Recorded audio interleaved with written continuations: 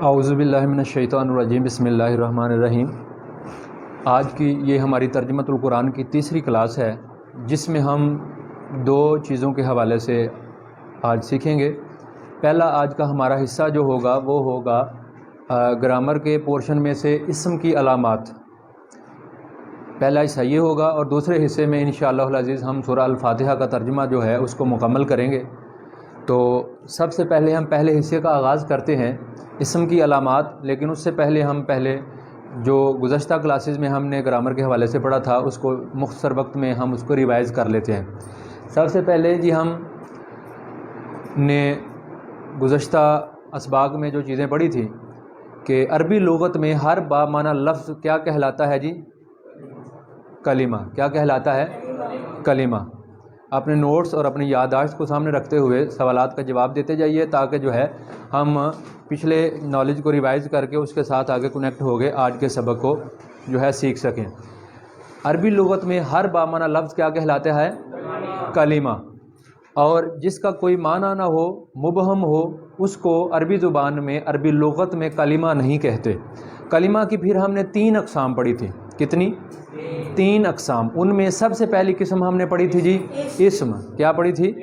اسم۔ دوسری قسم پڑھی تھی فعل۔ تیسری قسم پڑھی تھی حرف۔ تو اس طرح ہم یہ کہہ سکتے ہیں کہ عربی گرامر میں اسم، فعل اور حرف، یہ تینوں قسم ہیں کس کی؟ کلمہ کی۔ کس کی ہیں جی؟ کلمہ کی۔ تو اسم کی سب سے پہلے ہم نے ڈیفینیشن پڑھی تھی کہ اسم ہر وہ با معنی لفظ، ہر وہ با معنی لفظ جو اپنا معنی بیان کرنے میں کسی کا محتاج نہ ہو اور اس میں کوئی زمانہ بھی نہ پایا جائے، ایسا لفظ اسم کہلاتا ہے۔ ایسا کلمہ کیا کہلاتا ہے جی؟ اسم کہلاتا ہے۔ اس کے بعد ہم نے دوسری ڈیفینیشن پڑھی کہ ایسا لفظ جو با معنی ہو اور وہ اپنا معنی بیان کرنے میں کسی کا محتاج نہ ہو، لیکن اس میں کوئی نہ کوئی زمانہ پایا جائے، تو ایسا کلمہ کیا کہلاتا ہے؟ فعل۔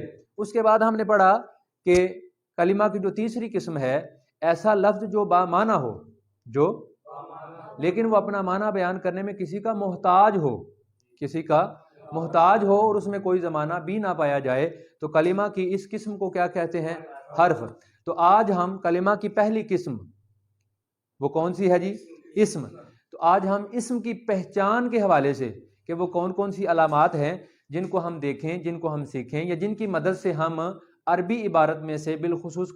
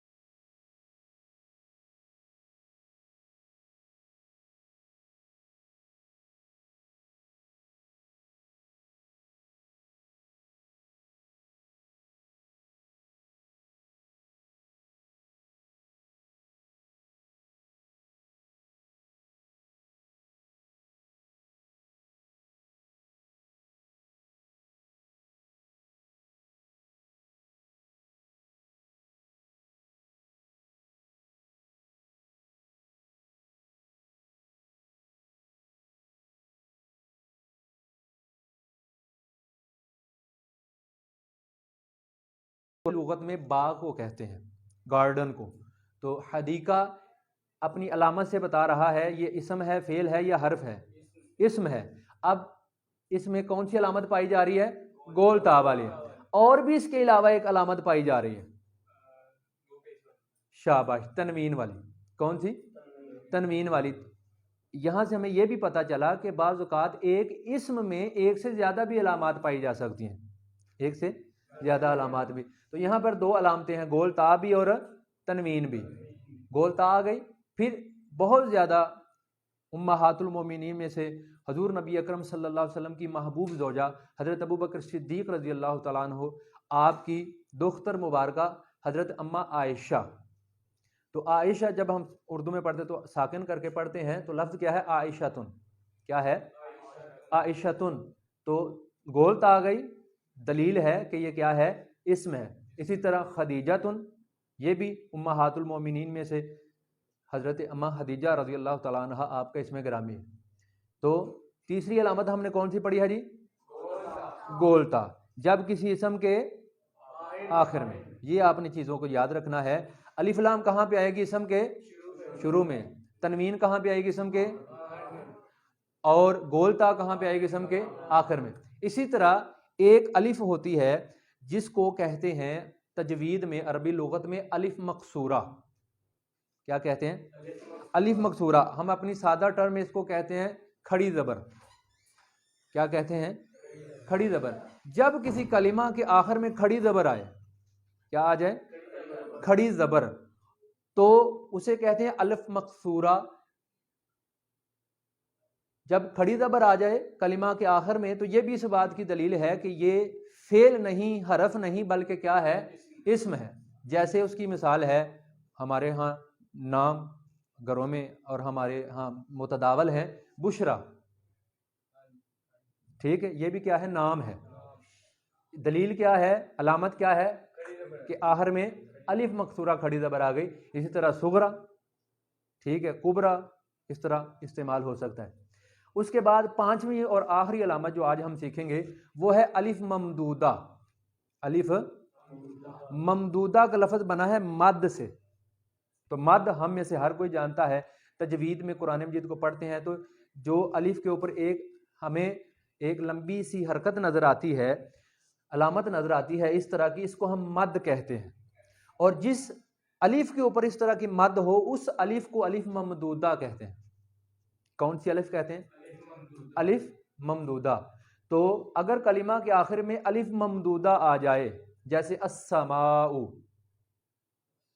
تو یہ بھی کس بات کی دلیل ہے کہ یہ کیا ہے؟ اسم ہے۔ تو آج کے ہم اس سبق میں ہم نے اسم کی مشہور 5 علامات سیکھی ہیں۔ کتنی علامات سیکھی ہیں جی؟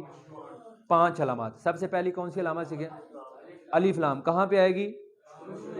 دوسری علامت کون سی سیکھی ہے؟ تنوین، کہاں پہ آئے گی؟ پھر کون سی علامت سیکھی ہے؟ گول تا، کہاں پہ آئے گی؟ پھر اس کے بعد